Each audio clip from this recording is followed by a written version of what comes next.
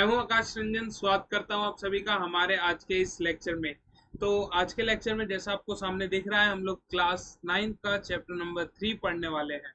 ठीक है, तो चैप्टर का नाम है एटम्स एंड मॉलिक्यूल्स। ठीक है, और होप सो आप सभी के हाफ ईयरली में अच्छे नंबर आए होंगे। और नहीं आए तो कोई नहीं यार, निराश नहीं होना है, अपनी गलतियों से सीखिए और देखिए कि आप लोग उसको कैसे सुधार सकते हैं। तो स्टार्ट करते हैं अपने इस चैप्टर से। तो जो चैप्टर की स्टार्टिंग है, पहले हम लोग एटम्स और मॉलिक्यूल्स के बारे में ना पढ़ के हम लोग ये देख रहे हैं कि क्या क्या हमारे पास केमिकल कॉम्बिनेशन होते हैं। ठीक है, अब ये देखने से पहले आपको ये पता होना चाहिए कि केमिकल रिएक्शंस क्या होती हैं। ठीक है, केमिकल रिएक्शंस वो होती है जिसमें हमें नए प्रोडक्ट्स मिलते हैं नई प्रॉपर्टीज के साथ, जैसा कि आपको पता ही होगा। तो स्टार्ट करते हैं केमिकल कॉम्बिनेशन के साथ। तो जो हमारा पहला है केमिकल कॉम्बिनेशन में, आपकी स्क्रीन पे आपको दिख रहा होगा, सबसे पहला है लॉ ऑफ कंजर्वेशन ऑफ मास और जो दूसरा है लॉ ऑफ कांस्टेंट प्रोपोर्शन। तो अब हम लोग एक एक करके इन दोनों को स्टडी करने वाले हैं। ठीक है, चलिए। तो जो हमारा पहला है लॉ ऑफ कंजर्वेशन ऑफ मास, तो देखिए, लॉ ऑफ कंजर्वेशन ऑफ मास किसने दिया था हमें? इसका नाम जो बताएगा, टॉफी। टॉफी तो नहीं, नाम कमेंट बॉक्स में जाइए, आपके लिए होमवर्क है। ठीक है, एनसीईआरटी की बुक खोलिएगा और कमेंट में नाम जरूर लिखिएगा। ठीक है, तो बता ही दो भैया। चलो कोई नहीं, इसका मैं बता रहा हूं, लेकिन अगले वाले का आपको कमेंट करके, इसका भी कमेंट करके बताना आपको नाम। ठीक है, हम लिख रहे हैं, आप भी लिखो। समझ गए? ठीक है, अब इसके आगे नहीं बताऊंगा। चलो, अब इससे आप लोगों को आइडिया लग गया होगा कि किसका नाम मैं यहाँ पे लिखने वाला था। ठीक है, तो चलिए, ये आपका होमवर्क है। अब यहाँ पे देखिए कहता क्या है। लॉ समझाना मेरा काम है, किसने दिया, कब दिया, ये आपका काम है। ठीक है, तो सबसे पहला जो हमारा लॉ है, क्या है? लॉ ऑफ कंजर्वेशन ऑफ मास। तो कहता क्या है कि जो मास है वो किसी भी केमिकल रिएक्शन में ना हम उसे बना सकते हैं, ना उसे हम लोग खत्म कर सकते हैं या नष्ट नहीं कर सकते हैं। समझ गए? कि चाहे अगर मान लीजिए मैं केमिकल रिएक्शन कर रहा हूँ, ठीक है, अब फॉर एग्जांपल इसको यहाँ पे ऐसे समझिए, यहाँ पे जो मेरा टोटल मास ऑफ रिएक्टेंट और जो टोटल मास ऑफ प्रोडक्ट होता है ये आपस में बराबर होता है। अब रिएक्टेंट और प्रोडक्ट क्या होता है सर, ये तो आपने हमें बताया ही नहीं। देखिए, जब भी मैं केमिकल रिएक्शन को लिखता हूं ना, ठीक है, केमिकल रिएक्शन से केमिकल इक्वेशन पहले बनाना पड़ेगा। ठीक है, फॉर एग्जांपल मैं ऐसे बोलता हूं कि hydrogen and oxygen reacts to form H2O water. Clear? तो मैं ये अभी वर्ड्स में, जब मैं इसको इक्वेशन में लिखूंगा तो मैं सिंबल यूज करूंगा। फॉर एग्जांपल, हाइड्रोजन के लिए मैं H2 यूज करता हूं, ऑक्सीजन के लिए O2 यूज करता हूं और वाटर के लिए H2O। अभी समझते जाइएगा, जिन बच्चों ने फोर्थ चैप्टर पढ़ लिया होगा उनको आइडिया लग रहा होगा कि ये कहाँ क्या कैसे आया ये H2O2। ठीक है, चलिए, आप लोग अभी सुनिएगा, थोड़ा समझने की बातों की गहराई में जाना पड़ेगा आपको थोड़ी देर। ठीक है, यानी बस सुनते रहना होगा। ठीक है, चलिए, H2 plus O2 gives us H2O। तो जो एरो के लेफ्ट साइड होगा, यानी ये, तो ये कहता हूं इनको मैं रिएक्टेंट। क्या कह देता हूं इनको मैं? रिएक्टेंट। ठीक है, और जो ये होता है ये क्या होता है हमारा? प्रोडक्ट। भैया, रिएक्टेंट और प्रोडक्ट हमेशा एक ही रहेगा क्या? हाँ, जैसे मान लीजिए कि हमेशा H2O2 लेंगे या फिर कुछ और भी हो सकता है, कुछ भी हो सकता है। There are an number of reaction that can be possible in chemistry. ठीक है, और कुछ ऐसे रिएक्शन है जो कि पॉसिबल नहीं है। अब कौन से पॉसिबल नहीं है वो रिएक्टिविटी सीरीज पे डिपेंड करती है। ठीक है, चलिए, तो यहाँ पे आप लोग देख रहे होंगे, आया ना? समझ आया कि नहीं? कमेंट डाउन अगर आपको समझ आया तो एक कमेंट थम्स अप का डाल दीजिए, हम लोग समझ जाएंगे कि आपको समझ आ रहा है। ठीक है, अब यहाँ देखिए, ये चीज आपको क्लियर है। इसको क्वेश्चन के थ्रू समझते हैं, थोड़ा और इजीली और इफेक्टिवली आपको समझ आएगा। आपकी स्क्रीन पे ये क्वेश्चन दिख रहा है। ठीक है, अब क्वेश्चन देखने में बड़ा है, क्या है? देखने में बड़ा है, करने में इतना बड़ा नहीं होने वाला। समझ गए? चलिए, तो इस क्वेश्चन को तोड़ेंगे। क्या करेंगे? क्वेश्चन को तोड़ेंगे। अच्छा, तोड़ने से याद आया, ये पार्ट है न्यूमेरिकल का, और यहाँ पे आपको आई बटन का लिंक मिल जाएगा जहाँ पे आप लोग जाके देख सकते हैं कि हम लोग न्यूमेरिकल को सॉल्व कैसे कर सकते हैं। ठीक है, तो वो आपके लिए भी काफी हेल्पफुल रहेगा। ठीक है, चलिए, तो यहाँ पे जो मेरा स्टेप 1 होता है वो गिवन लिखने का होता है। ठीक है, चलिए, तो पहले बात तो फॉर्मूला याद होगा, उसके बाद ही गिवन लिख पाएंगे। गिवन लिखने में तो ऐसे कुछ हर्जाना है नहीं, लेकिन फॉर्मूला भी याद होना चाहिए। अब बेसिकली यहाँ पे तो कुछ फॉर्मूला है नहीं, हमें तो बस यही यूज करना है, total mass of reactant is equal to total mass of product. लेकिन रिएक्टेंट क्या है और प्रोडक्ट क्या है ये तो पता रहना पड़ेगा, हाँ या ना। चलिए, तो यहाँ पे मैं आपको क्वेश्चन में देख निकाल के बताता हूँ कि मेरा क्या रिएक्टेंट है और क्या प्रोडक्ट है। बोलता है in a reaction 5.3 gram of sodium carbonate react with 6 gram of ethanoic acid. ठीक है, अब इसने खुद ही बोल दिया द प्रोडक्ट वर, तो अब प्रोडक्ट वर यानी जो प्रोडक्ट थे वो दिए हुए हैं, तो हम लोग क्या करेंगे, यहाँ पे लिखेंगे सोडियम कार्बोनेट, क्या लिख देंगे, सोडियम कार्बोनेट। ठीक है, प्लस, अब दूसरा क्या है, इथेनोइक एसिड, इथेनोइक एसिड। ठीक है, अब ये हमें प्रोडक्ट में क्या देते हैं। ठीक है, अब ये रिएक्टेंट खत्म मेरा, अब क्या बारी आएगी प्रोडक्ट की। तो प्रोडक्ट में क्या क्या मिल रहा है, ठीक है, and the product were CO2, तो यहाँ पे लिख देते हैं CO2 plus water, plus water लिख दीजिए सर जो दिया हुआ है, plus sodium ethanoate, sodium ethanoate लिख देते हैं यहाँ पे हम लोग थोड़ा सा ऐसे नीचे की तरफ, और नीचे लिखते हैं सोडियम इथेनोएट।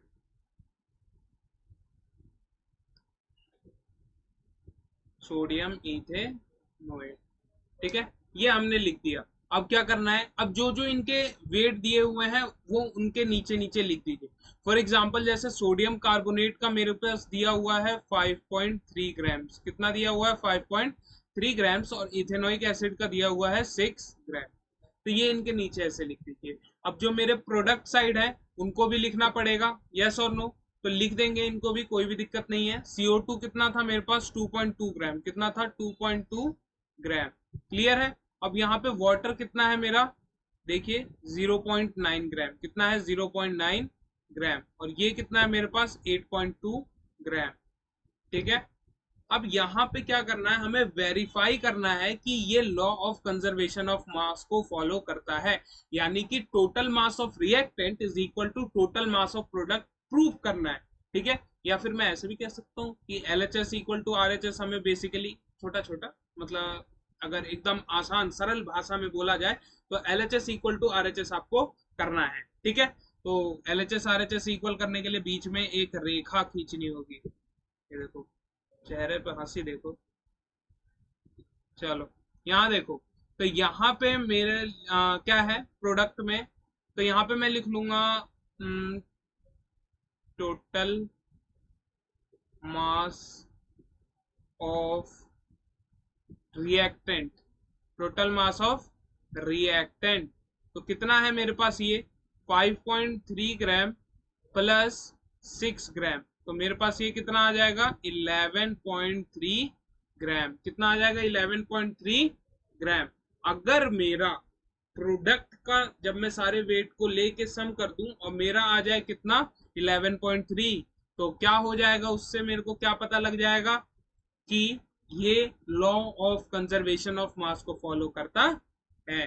तो चलिए फटाफट कर लेते हैं, यहाँ पे भी सेम चीज लिखेंगे, total mass of product, total mass of product, mass of product. ठीक है, तो टोटल मास ऑफ प्रोडक्ट कितना आ रहा है मेरे पास, आप देख सकते हैं 2.2 ग्राम प्लस 0.9 ग्राम प्लस 8.2 ग्राम। तो यहाँ पे जब मैं इसको ऐड करूंगा तो ये मेरा 3.1 आ जाएगा, आया ना। तो यहाँ पे 8.2 plus 3.1 is my 11.3 gram. Oh my god, ये वाला नंबर देख लीजिए और ये वाला नंबर देख लीजिए, क्या हमको सेम मिल रहा है, जी सर ये तो आपस में बराबर हैं, आपस में बराबर हैं, यानी ये law of conservation of mass को फॉलो करते हैं। और केमिस्ट्री में सारी रिएक्शंस ऐसी ही होती हैं, समझ गए, कुछ भी अलग नहीं होता, सब में जो हमारा लॉ ऑफ कंजर्वेशन ऑफ मास है वो फॉलो करता है। क्लियर है, चलिए, तो ये तो क्लियर हो गया है, बढ़ते हम लोग अपने अगले लॉ की तरफ। तो अगला लॉ क्या है हमारा, लॉ ऑफ कांस्टेंट प्रोपोर्शन। तो लॉ ऑफ कांस्टेंट प्रोपोर्शन क्या कहता है, अब चलिए आपका होमवर्क पहले ही आ गया, गिवन बाय और कब, मतलब किसने और कब। ठीक है, ये आपका होमवर्क है। कमेंट सेक्शन में जाके जरूर से कमेंट करिएगा। ठीक है, पहले लॉ का नाम लिखेगा, उसके बाद उसके नीचे लिखेगा किसने दिया और कब दिया। ठीक है, चलिए अब आता है मेरा लॉ ऑफ कांस्टेंट प्रोपोर्शन। तो लॉ ऑफ कांस्टेंट प्रोपोर्शन क्या कहता है, जरा स्टेटमेंट इसकी पढ़िए। कहता है कि this according to this law in a chemical substance the elements are always present, plus एंटी का मतलब प्रेजेंट है। ठीक है, चलिए in definite proportion by mass, तो ऐसे माइनस एंटी एब्सेंट हो जाएगा। हाँ बिल्कुल सही है, you are making notes for yourself. Clear, तो हमें जिस भाषा में समझ आ जाए। ठीक है, और ये मैंने जानबूझ के लिखा, कभी आपको लग रहा हो कि अपना काम आसान करने के लिए नहीं, तो ये आपको सिखाने के लिए है कि आप शॉर्ट फॉर्म यूज कीजिए, क्योंकि जब आप नोट्स बनाते हैं जितना ज्यादा प्रिसाइज होगा उतना ज्यादा पढ़ने का मन करेगा। समझ गए, जो चीज छोटी होती है हम लोग चाहते जल्दी से करके निपटा दें, आया ना, ऑब्वियसली। तो इसीलिए आपके लिए है बस, हमारे लिए नहीं है। Present in definite proportion by मास, अब कहने का मतलब क्या है एग्जाम्पल से समझिए। जैसे कि in any source of water, any source कहने का मतलब पॉन्ड हो गया, रिवर वाटर हो गया, समुद्र का पानी हो गया, आपके घर में जो पानी आता है वो हो गया। ठीक है, तो कोई सा भी पानी हो उसका केमिकल फॉर्मूला होता है H2O। क्या होता है, H2O। तो यहाँ पे मैं एक स्लाइड लेके आपको समझाने की कोशिश करता हूँ। जैसे मेरे पास है H2O, ठीक है, तो अब देखिए, अब वही फोर्थ चैप्टर की यहाँ पे बेसिक्स आ जाएगी। क्या कि हाइड्रोजन का जो मास होता है वो कितना होता है, 1 ग्राम। कितना होता है, 1 ग्राम। तो यहाँ पे 2 हाइड्रोजन है, तो टोटल कितना ग्राम हो जाएंगे, 2 ग्राम्स। ठीक है, 2:, और जो ऑक्सीजन का वेट होता है वो होता है 16। तो इसको जब मैं, अरे प्रोपोर्शन किए थे ना 8th क्लास में, तो इसको मैं सिंप्लीफाई कर सकता हूँ, यस और नो। तो ये कितना आ जाएगा, 1:8। समझ गए, हाँ या ना, फटाफट बताइए। क्लियर है इतना, ओके, बहुत बढ़िया, आपको समझ आया तो बहुत बढ़िया, वेल एंड गुड। ठीक है, अब देखिए, अगर एक से समझ नहीं आया तो आपके लिए दूसरा भी है। यहाँ पे क्या कह रहा है, CO2 के बारे में कह रहा है। देखिए, अब आपको एकदम प्रूफ के साथ देंगे कि ये 3:8 के रेशियो में ही करता है डिवाइड। ठीक है, तो यहाँ देखिए, तो यहाँ पे मैं कार्बन का वेट आपको पता होना चाहिए, जो कि कितना होता है 12। कितना होता है 12:, ये कितना हो जाएगा, 16 था, 16 का डबल हो जाता है मेरा 32। ठीक है, तो 4 के टेबल से दोनों को मैं काट सकता हूँ, 4 3 जा एंड 4 8 जा।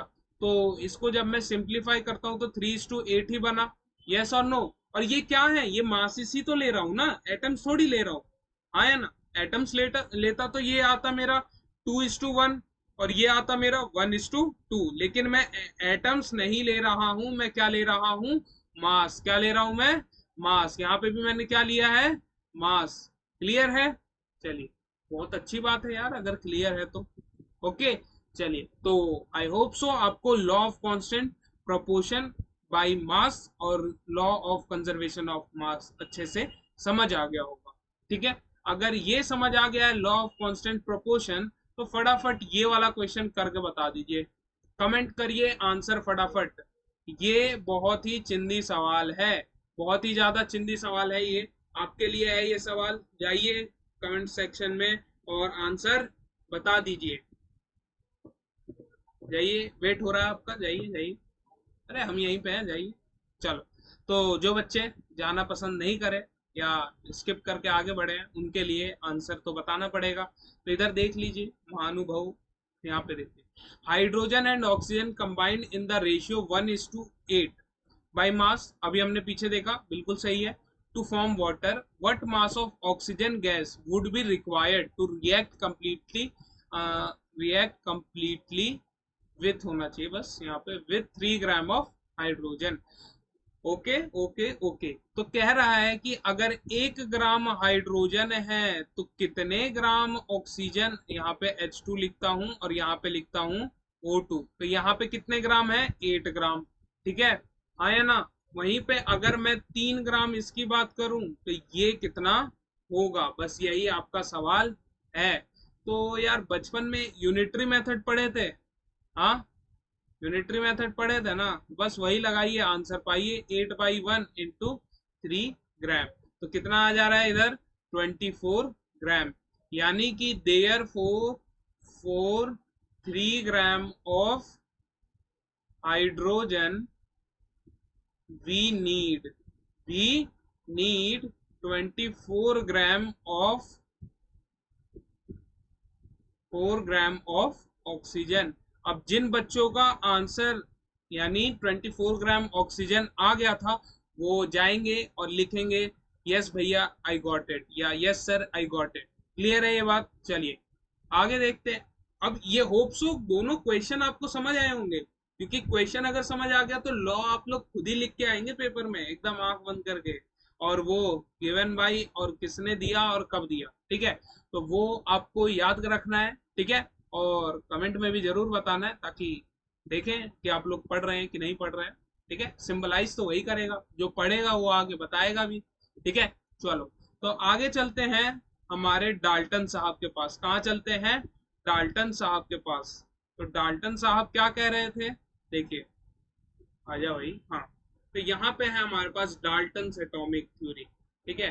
डाल्टन्स वो पहले साइंटिस्ट थे जिन्होंने एटम्स के बारे में पढ़ना चालू किया, ठीक है? जैसे न्यूटन ने ग्रेविटी का स्टार्ट किया था, ग्रेविटी के बारे में दिया था, तो उसी तरह हमारे डाल्टन साहब भी थे, ठीक है? क्या इन्होंने एटम्स के बारे में एक न्यू रखी थी। इसके बाद फिर बहुत सारे अदर साइंटिस्ट आए, एटम्स पे काम किया, ठीक है? तो इनकी जो बेसिक डेफिनेशन थी उनको हम लोग पढ़ने वाले हैं, ठीक है? और याद भी रखने, इनके जो पोस्टुलेट है ना वो एग्जाम में डायरेक्टली पूछे जाते हैं, और एक क्वेश्चन में ऐसा बताऊंगा ना कि वो 110% वो तो पूछा ही पूछा जाता है, ठीक है? चलिए, और पोस्टुलेट एकदम पॉइंट वाइज याद होने चाहिए, समझ गए? यानी 1 2 3 4 ऊपर नीचे नहीं होना चाहिए, एग्जैक्ट जिस डेफिनेशन में आपके सामने दिख रहा है सेम आपको एग्जैक्ट पेपर में भी लिख के आना है, समझ गए? चलिए, अब यहाँ पे क्या कह रहा है, according to Dalton's atomic theory, मतलब डाल्टन्स ने क्या कहा था कि all matter whether it an element or compound or a mixture is composed of very small particle called atom। अच्छा, तो ऐसे समझिए, आपने अब तक तो सेल चैप्टर पढ़ ही लिया होगा, वहां पे आपने क्या देखा था कि जो ह्यूमन बॉडी है या फिर मैं किसी भी एनिमल की बात करूं तो उसमें सबसे स्मॉलेस्ट क्या था? सेल था, आया ना? इसलिए हमने क्या बोला था, cell the fundamental unit of life. यानी सेल, सेल से टिश्यू, टिश्यू से ऑर्गन, ऑर्गन से ऑर्गन सिस्टम, ठीक है? तो ऐसे चला। तो यहाँ पे इसी तरह आता है हमारा क्या, क्या आता है? एटम्स। क्या आ जाते हैं? एटम्स। तो कोई भी चीज आपको आसपास दिख रही है ना, इनफैक्ट जिसमें आप जो आप लैपटॉप से क्लास ले रहे हो, फोन से ले रहे हो, या फिर कहीं किसी भी चीज से ले रहे हो जिस पे बैठ के ले रहे हो, तो वो सारी चीजें किससे बनी है? एटम से, ठीक है? यानी एटम वो सबसे छोटा पार्टिकल है यार, ठीक है, जिससे सारी चीजें मिलकर बनी है। एटम से पहले बनेगा मेरा मॉलिक्यूल, मॉलिक्यूल से बन रहा होगा कंपाउंड, ठीक है? तो और फर्दर फर्दर हमारा और बड़ी बड़ी चीजें मिलके बनते रहती हैं, समझ गए? तो इस तरह से मैं समझ सकता हूँ किसको, एटम को। जैसे यार अगर मैं बात करूं, घर बनाना है, क्या बनाना है? घर, तो ईंटें जरूरी है ना? हाँ, ऐसा थोड़ी है सोचेंगे हाँ यार घर तो है, ऐसा नहीं होता ना, पहले ईंटें रखनी पड़ेंगी, सीमेंट लगाना पड़ेगा, प्लस्तर, पेंट, समझ गए? तब घर बनता है मस्त, समझ गए? तो इसी तरह ये एटम्स भी हैं, ठीक है? एटम्स मिल मिल के एक ऑब्जेक्ट को फॉर्म करते हैं। और बहुत ही कमाल की बात क्या है कि जो अभी हम लोग पढ़ रहे हैं ना वो 11th क्लास में आपको दोबारा से देखने को मिलेगा, ठीक है? और 11th क्लास में मैं आपको ये भी बता दूं कि जो ये 4 चैप्टर है ना केमिस्ट्री के, वो आपको पहले ही चैप्टर में निपटा दिए जाएंगे। यानी अगर आप ये 4 चैप्टर अच्छे से कर लेते हैं तो आपने क्लास 11th केमिस्ट्री का फर्स्ट चैप्टर ऑलमोस्ट कर लिया। कुछ एक दो नए कंसेप्ट हैं, ठीक है? तो वो आपको पढ़ने होंगे, लेकिन मोटी मोटी चीजें आपको पता होंगी उस टाइम, समझ गए? यानी आप दूसरों से 2 3 कदम आगे होंगे। आपके ऊपर है, जितना अच्छे से आप लोग तैयार करके जाएंगे अपना बेस मजबूत करके, आगे उतना बढ़िया रहेगा। चलिए, तो बिना किसी देरी के बढ़ते हैं इसके पोस्टुलेट पे। तो पोस्टुलेट क्या कह रहा है? पोस्टुलेट कह रहा है पहला कि all matters are made up of very small tiny particles called atoms. तो यही जो मैंने बोल दिया अभी कि इतनी देर से जिस पे बात चली रही है यार, कि जो हमारा सबसे छोटा पार्टिकल है जिससे सब कुछ बन रहा है, सारे ऑब्जेक्ट का निर्माण हो रहा है जिससे, वो क्या है? एटम्स। क्या है वो? एटम्स। क्लियर? ठीक है, दूसरे पे आते हैं, atoms are indivisible particle which can not be created और डिस्ट्रॉयड, यानी कि एटम वो सबसे छोटा हिस्सा है जिसे हम लोग फर्दर तोड़ नहीं सकते हैं। अब देखिए, अब आपने इधर ये पढ़ा कि एटम्स को तोड़ नहीं सकते हैं, अगले चैप्टर में आप जाएंगे पढ़ रहे होंगे कि एटम्स के भी 3 पार्ट्स होते हैं, ठीक है।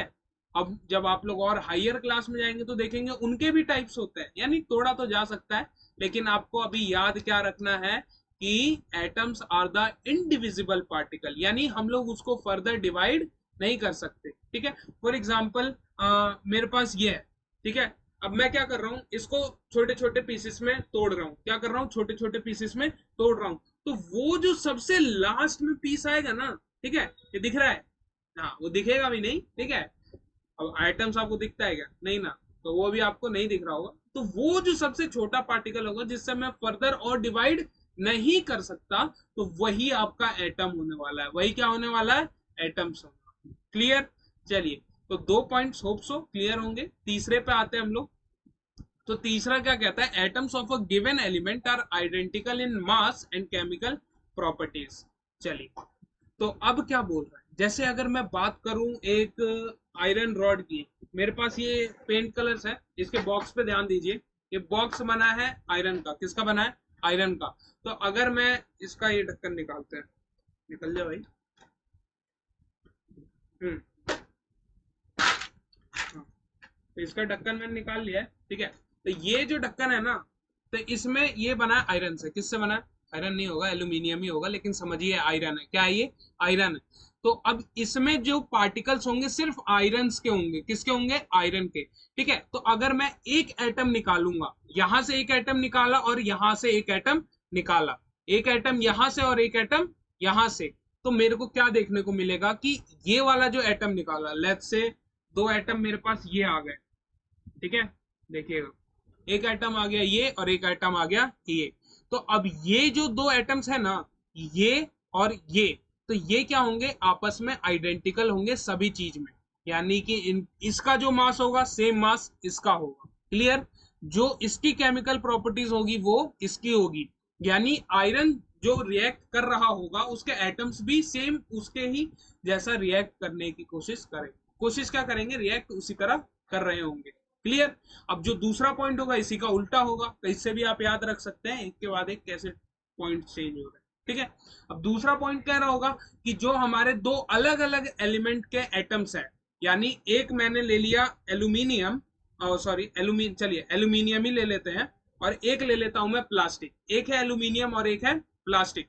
अब इसका मैं कोई एलिमेंट का एटम लूं और इसका एलिमेंट ही है, ठीक है, तो एक है एल्यूमिनियम एक है प्लास्टिक, तो इसका एटम लिया और इसका एटम लिया, तो इसका वेट कुछ और होगा, इसका मास कुछ और होगा इसके एटम का, और इसके एटम का मास कुछ और होगा, और ये इसकी केमिकल प्रॉपर्टीज कुछ और होगी और इसकी केमिकल प्रॉपर्टीज कुछ और होगी। तो ये भी जस्टिफाई कर रहा है, हाँ या ना, कि जो भाई एटम्स अलग अलग हैं, एलिमेंट के एलिमेंट ही अलग अलग है, तो उनके ऑब्वियसली एटम्स भी अलग अलग होंगे और केमिकल प्रॉपर्टीज भी उनकी अलग अलग होंगी, और मासेस ऑब्वियसली डिफरेंट ही होंगे, समझ गए। अब लोहा और प्लास्टिक का वजन तो एक जैसा नहीं होता ना, समझ गए।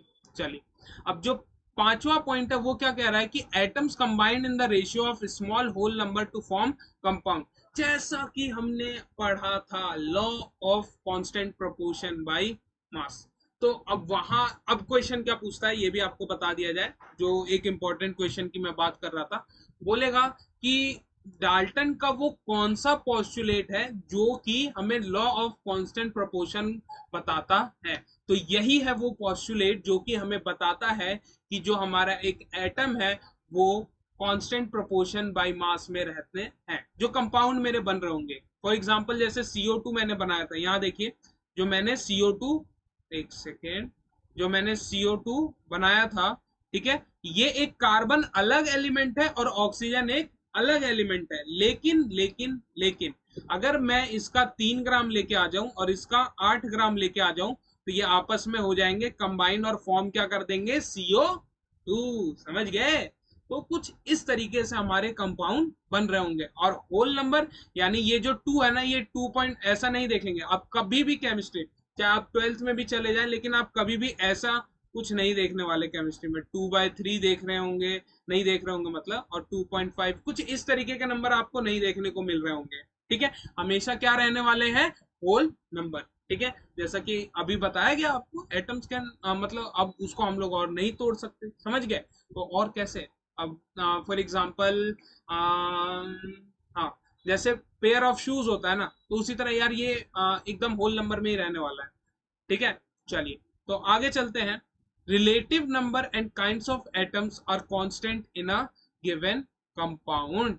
ठीक है, यानी अगर मेरे पास कोई एक कंपाउंड है तो उसमें एक फिक्स नंबर ऑफ एटम्स ही रहने वाले हैं, समझ गए।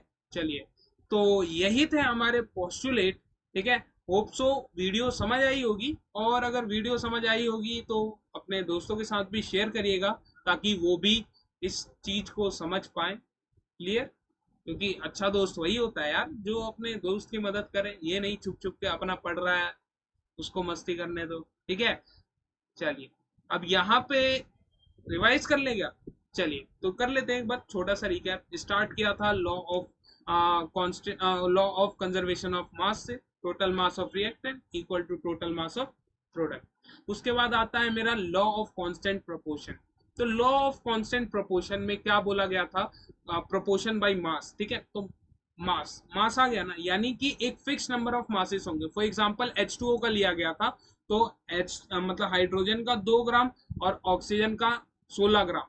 ठीक है, या फिर इसको मैं और सिंप्लीफाई कर दूं तो 1:8, यानी 1 ग्राम और 8 ग्राम मिलेगा, तो कंबाइन होके मेरे को क्या मिल रहा होगा, H2O। क्या मिल रहा होगा, H2O। समझ गए। इसी की तरह CO2 भी था, जो किस रेशियो में कंबाइन हो रहा था मेरा, 3:8। हमने आपको निकाल के भी दिखाया था। अब इसके बाद देखते हैं, इसके बाद हमने 2 क्वेश्चंस किए थे, और उसके बाद हमने पढ़ा था डाल्टन्स एटॉमिक थ्योरी।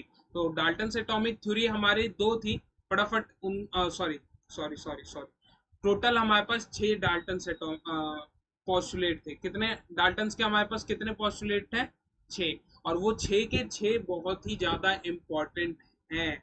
बहुत ही ज्यादा इंपॉर्टेंट है का मतलब बहुत ज्यादा इंपॉर्टेंट है। ठीक है, इसमें अगर मैं 3 स्टार भी बना दूं ना तो वो भी कमी है, वो भी कमी है। ठीक है, क्योंकि ये पेपर में डायरेक्टली 6 के 6 लिखने के लिए भी आ जाते हैं कभी कभी, नहीं तो जैसा जिस टाइप का क्वेश्चन मैंने अभी आपसे बोला था, बताया था, उस टाइप से भी आपको देखने को मिल सकता है। ठीक है, होप सो वीडियो में समझ आया होगा आपको। मिलते हैं आपसे नेक्स्ट लेक्चर में, तब तक के लिए कीप प्रैक्टिसिंग।